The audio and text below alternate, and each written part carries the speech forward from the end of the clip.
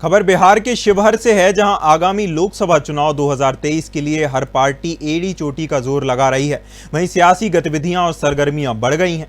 बता दें कि 3 लोकसभा चुनावों में बैश का दबदबा रहा है, लेकिन बीजेपी के लिए आगे के लिए चुनौती शिवहर से चुनौती बड़ी दिख रही है, क्योंकि शिवहर से प्रत्याशियों का दावेदारी का सिलसिला जारी है। इसी कड़ी में वीरों के वीर इंडियन पार्टी की ओर से नए प्रत्याशी का शिवहर चुनावी रणक्षेत्र में प्रवेश हुआ है। लेफ्टिनेंट कर्नल सुधीर कुमार सिंह ने साधना न्यूज से खान से बातचीत की। देखिए उन्होंने क्या कुछ कहा। सभा मेरी मातृ लोकसभा है। आईपी पार्टी से है, देख सकते हैं तस्वीरों में आपको दिखा रहा है। सर बहुत बहुत आपका स्वागत है। सर पहले तो आपको सुमित साहब बहुत बहुत धन्यवाद और जय हिंद। सर जय हिंद मेरी तरफ से। और आपके जितने भी चैनल के साथी हैं उनको भी जय हिंद। जो लोग देख रहे हैं पूरी शिवहर लोकसभा को सभी को जय हिंद, सभी को प्रणाम। इनका साक्षात्कार आपने देख लिया कि ये किस तरीके से अपने साक्षात्कार में धन्यवाद व्यक्त कर रहे हैं। अब सवालों के घेरे में खड़े हैं कर्नल साहब। कर्नल साहब, आपको शिवहर लोकसभा क्यों दिखा चुनाव लड़ने के लिए? शिवहर लोकसभा मेरी मातृ लोकसभा है। मधुबन विधानसभा मेरा गृह विधानसभा है। उसके अंतर्गत रीगा विधानसभा मेरा ससुराली विधानसभा है। शिवहर विधानसभा मेरा मित्रों का विधानसभा है। बेलसंड मेरा मित्रों का विधानसभा है। ढाका मेरा मित्रों का विधानसभा है। चिरैया मेरा मित्रों का विधानसभा है। मतलब कि आप कह सकते हैं कि मधुबन विधानसभा जहां से मैं पला बढ़ा, जो शिवहर लोकसभा की जननी है। रीगा विधानसभा जहां से मेरा कर्म शुरू हुआ, और पूर्वी चंपारण जो चंपारण की धरती, महात्मा गांधी की धरती और सत्याग्रह आंदोलन की धरती रही है, और सीतामढ़ी जगत जननी की धरती रही है, और शिवहर जिला जो है वीरों की भूमि रही है। और मेरा गृह लोकसभा है, इसलिए मैं शिवहर से लोकसभा से मैं उम्मीदवार हूँ, वीरों के वीर इंडियन पार्टी से। पार्टी का नाम है वीरों के वीर इंडियन पार्टी। जी हाँ, नाम तो आपने सुन लिया, इनका परिचय भी देख लिया, हंसमुखता जो चेहरे की देख रहे हैं वो भी देख रहे हैं। ठीक, अब इनसे हमारी बातचीत होगी शिवहर पे। सर, शिवहर 6 विधानसभा वाला क्षेत्र है। सर, अभी तक आपने कितने क्षेत्रों का भ्रमण कर लिया? सर मैं 31 अक्टूबर को मैंने अपनी यात्रा की शुरुआत की, जो मैं गया ढाका विधानसभा। 7 नवंबर को माँ जगत जननी की धरती मैं आया रीगा विधानसभा। 14 नवंबर को मैं गया अपने गृह विधानसभा मधुबन विधानसभा। 21 तारीख को मैं गया आपके यहाँ बेलसंड विधानसभा।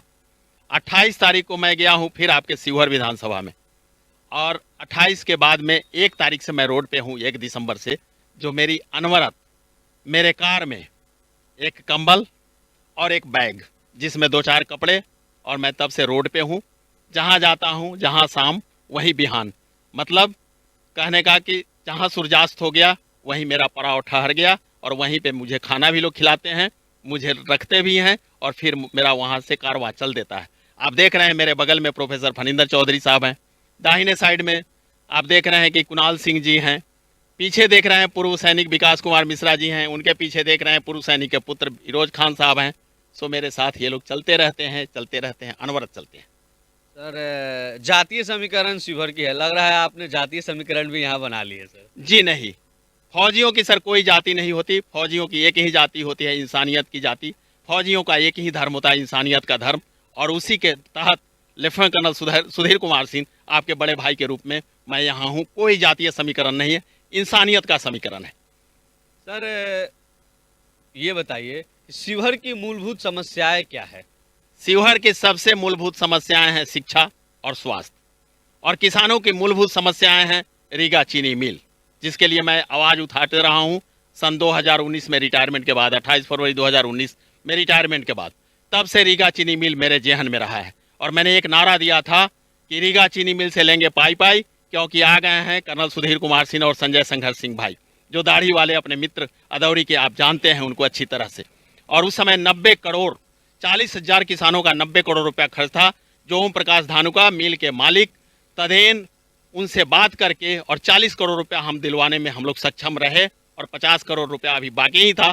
तब तक मामला सब जुडिस हो गया पटना हाई कोर्ट में, उसके बाद वो लंबित रह गया। तो एक है रीगा चीनी मिल, और दूसरा है सर यहाँ पे बागमती का बांध, जहाँ से जो बांध बंधा उसके बाद से सर यहाँ पानी आना बंद हो गया। कहते हैं ना सर कि जो फर्टाइल जो ज़मीन होती है, जो उपजाऊ मिट्टी होती है, वो उपजाऊ तब होती है जब बाढ़ द्वारा लाई गई मिट्टी, जिसको एलुवियल सॉइल बोलते हैं, वो आना बंद हो गया, यहाँ का उपजा पाती सब खत्म हो गया। तो मेरे जेहन में किसानों के लिए रीगा चीनी मिल और बागमती का बांध, और जनमानस के लिए शिक्षा और स्वास्थ्य। आज शिवहर जिला जो है, शिवहर लोकसभा का जो अंग है और एक जिला है, वहाँ पे शिक्षा का बिल्कुल व्यवस्था नहीं है, वहाँ स्वास्थ्य की व्यवस्था नहीं है। चाहे अगर कोई बीमार पड़ जाए शिवहर में तो उसको मुजफ्फरपुर की शरण लेनी पड़ती है, उसको पटना की शरण लेनी पड़ती है। आपके यहाँ अच्छा अस्पताल नहीं है, अच्छे डॉक्टर नहीं है, अच्छी चिकित्सा व्यवस्था नहीं है, अच्छे स्कूल तो भवन तो हैं, ऊंची दुकान है, लेकिन पकवान सर फीकी है। सर मैं यहाँ आपको टोकूंगा, जी। Cross question. जी। प्रत्याशी तो सर चुनाव के समय ही आते हैं सर, ऐसा क्यों होता है कि वो चुनाव के समय ही आते हैं, उससे पहले उन्हें अपना जिला जी। नहीं दिखता है और वहाँ की समस्याएं जो होती है, जैसा कि यहाँ की सबसे बड़ी समस्या है, आपने कहा स्वास्थ्य है, शिक्षा है, बिल्कुल सही है, ठीक। यहाँ ऐसी है कि जल जमाव की समस्या रोड पे गंभीर बनी हुई है, पूछने वाला भी नहीं है कोई, ठीक है। प्रत्याशी सिर्फ चुनाव के समय ही आते हैं, डोर टू डोर जाते हैं, या फिर बड़े किसी पार्टी का सिंबल लेकर के आते हैं, लोग उन्हें वोट दे देते हैं या फिर पैसे पे वोट देते हैं, यही चीजें है। सर आप में ऐसा क्या स्पेशल है, आप में ऐसी क्या क्वालिटी है कि यहाँ की जनता आपको पसंद करे? हमें जनता इसलिए पसंद करे सर, मैं एक देशभक्त हूँ, 31 साल 7 महीना 22 दिन भारत सरकार की सेवा करके देश की रक्षा करके आया हूँ। दूसरा, मैं करप्ट नहीं हूँ। तीसरा, चरित्रवान हूँ। और हमेशा आपको जो ये हमारे छाती पर, सीने पर जो मेडल लगा हुआ है सर, ये 8 मेडल, ये हमारी चरित्रता की निशानी है, हमारे देशभक्त होने की निशानी है। तो जिस तरह से हमने देश में सेवा किया, देशभक्ति में सेवा किया, उसी तरह से मैं, चूंकि शिवहर लोकसभा का हूँ, ये मेरा गृह लोकसभा है, तो मैं यहाँ अनवरत सेवा कर रहा हूँ 2019 से सर। सुमित सर, आपको नहीं पता होगा शायद, मैं 2019 में जब प्रभारी पदाधिकारी था सीतामढ़ी में, तब से मैंने संकल्प ले लिया था कि लोगों को इस समस्या से निजात दिलाने के लिए, चाहे शिक्षा हो, स्वास्थ्य हो, रीगा चीनी मिल हो, बागमती बांध की बात हो, हम जो है लड़ते रहेंगे और लड़ रहे हैं। इसलिए मुझे जनता पसंद करेगी। क्या लग रहा है सर आपको? जी बिल्कुल लग रहा है सर, मैं जहां भी जा रहा हूं मुझे ऊंचा पीढ़िया मिल रहा है। ऊंचा पीढ़िया, अगर दुश्मन भी जाते हैं दरवाजे पे तो लोग बैठाने के लिए देते हैं, लेकिन आपके मित्र, आपके कर्नल सुधीर कुमार सिन्हा, आपके बड़े भाई को लोग आदर की दृष्टि से जो है लड़ते रहेंगे और लड़ रहे हैं। इसलिए मुझे जनता पसंद करेगी। क्या लग रहा है सर आपको? जी बिल्कुल लग रहा है सर, मैं जहां भी जा रहा हूं मुझे ऊंचा पीढ़िया मिल रहा है। ऊंचा पीढ़िया, अगर दुश्मन भी जाते हैं दरवाजे पे तो लोग बैठाने के लिए देते हैं, लेकिन आपके मित्र, आपके कर्नल सुधीर कुमार सिन्हा, आपके बड़े भाई को लोग आदर की दृष्टि से देखते हैं कि एक देशभक्त उनके दरवाजे पे आया है। मैं रैंक की बात नहीं करता, मैं एक सेवक के रूप में हमेशा अपने आप को ये प्रस्तुत किया है और उसी प्रावधान पर मैं चल रहा हूँ। सर यहाँ ग्रामीण जगहों पे अभी आपने भ्रमण किया है, जी। ठीक है, कैसा लग रहा है वहाँ का माहौल आपको देख करके कि वहाँ की जनता और वहाँ की जो जनता जनार्दन है वो अभी की वर्तमान सत्ता से त्रस्त है, ठीक है, त्राहिमाम कर रही है, ठीक जी। है, क्योंकि विकास के नाम पे यहाँ पे लोगों ने शून्य दिया है, विकास तो यहाँ हुआ ही नहीं है कुछ, ठीक। लेकिन अगर किसी नए को यहाँ विकल्प दिया जाए तो क्या वो बदलाव कर देगा सर? जी बदलाव कर देगा, इसलिए कर देगा सर कि जो आपका नहीं है, जो आपके घर परिवार का नहीं है, उसको आपके जिले से कोई लगाव नहीं, उसको आपके लोकसभा से कोई लगाव नहीं है। लेकिन जो यहाँ का है, जो यहाँ की मिट्टी में जन्मा है, उसे पता है कि शिवहर लोकसभा में क्या क्या परेशानियां हैं। जो मैंने आपको गिनाई है वो हमारे जेहन में है।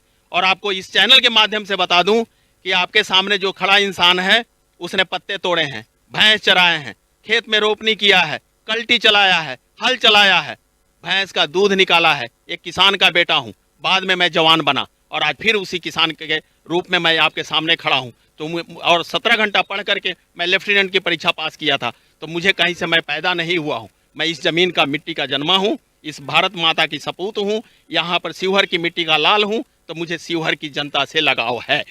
एक आखिरी प्रश्न है सर, उसके बाद मैं आपके समर्थकों से मेरी बातचीत होगी। प्रश्न ये है आखिरी, ये हमारा प्रश्न, यहाँ की जनता के प्रश्न है कि पोर्टफोलियो क्या है सर?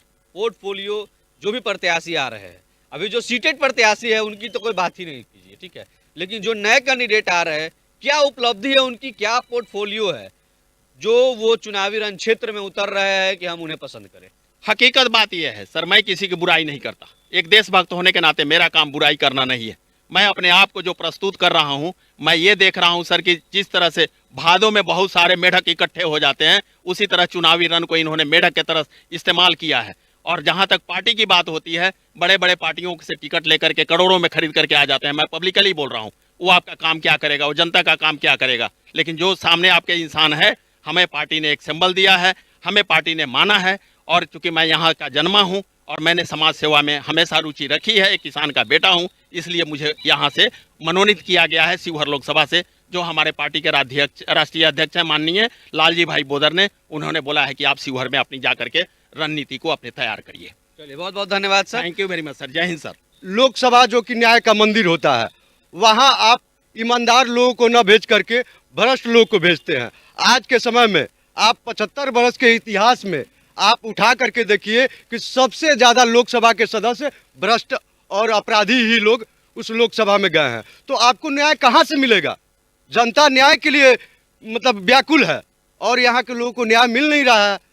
चाहे वह शिक्षा का न्याय हो, चाहे वह स्वास्थ्य का न्याय हो, चाहे वह उसकी सुरक्षा का न्याय हो, यहाँ जनता को न्याय नहीं मिल रहा है। बिल्कुल जनता तो सर त्रस्त है और बिल्कुल। त्राही माम करती है। बिल्कुल उनका सिर्फ यही कहना है कि बस वोट के समय प्रत्याशी